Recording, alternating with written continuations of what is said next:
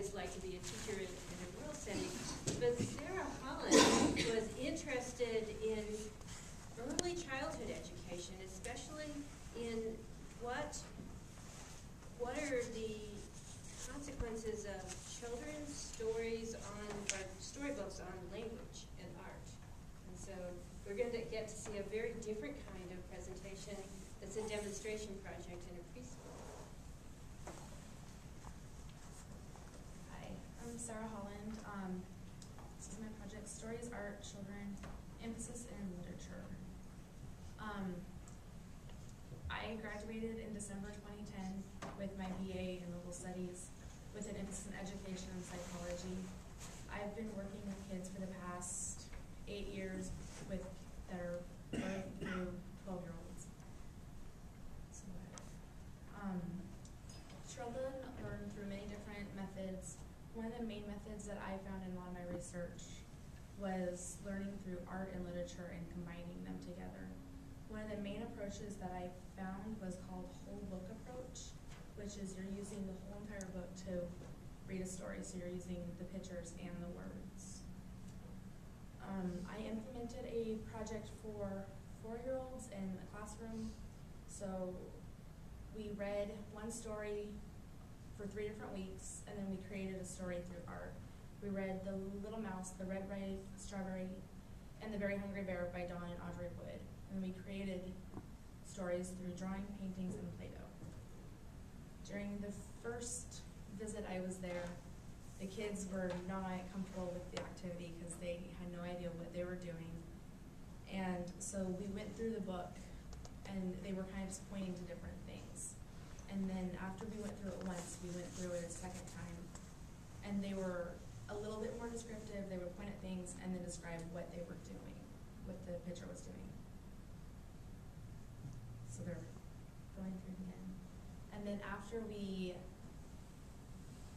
read the book, we went to one of the tables, and then they got to create their own stories through drawing.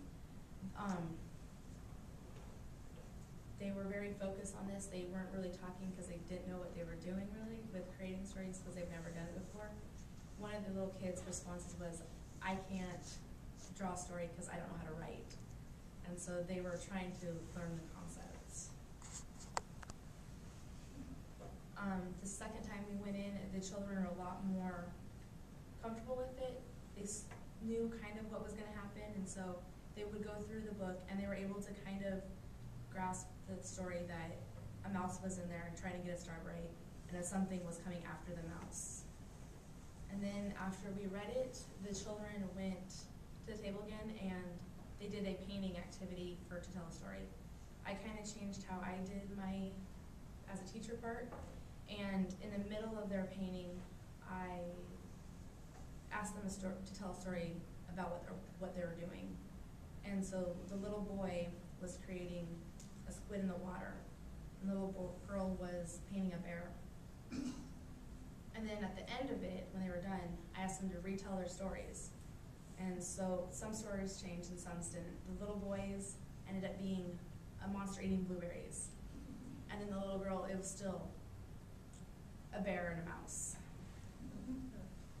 The last time I went in, the kids were very comfortable with the activity, and they were just really excited, and they were all shouting over each other, pointing at the different things, telling what was happening.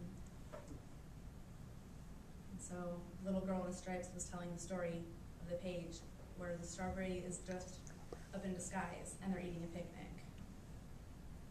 And then we went to the table and we did a project with Play-Doh. So that way they were using their hands and doing a 3-dimensional story. The Play-Doh was a lot different than the art or the drawing and paintings because they were more talkative. They were telling each other what they were doing, and so these two little kids, they were copying each other. The little boy started poking holes in Play-Doh, making a pancake. So the little girl started doing the same thing.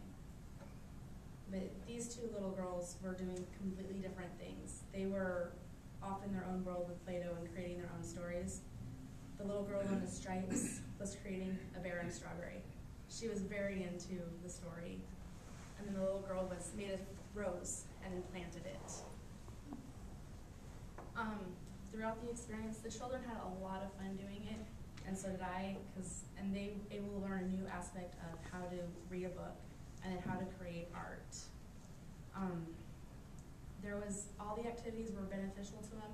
There wasn't one that was more important than the other. They were kind of like building blocks on how to do something, and so they learned different techniques for it. I want to thank Professor Ann and Jackie, my classmates from Capstone A and B from spring to fall 2010, the families I worked with, the children that I worked with, the teachers in the classroom, and the administrator at the center.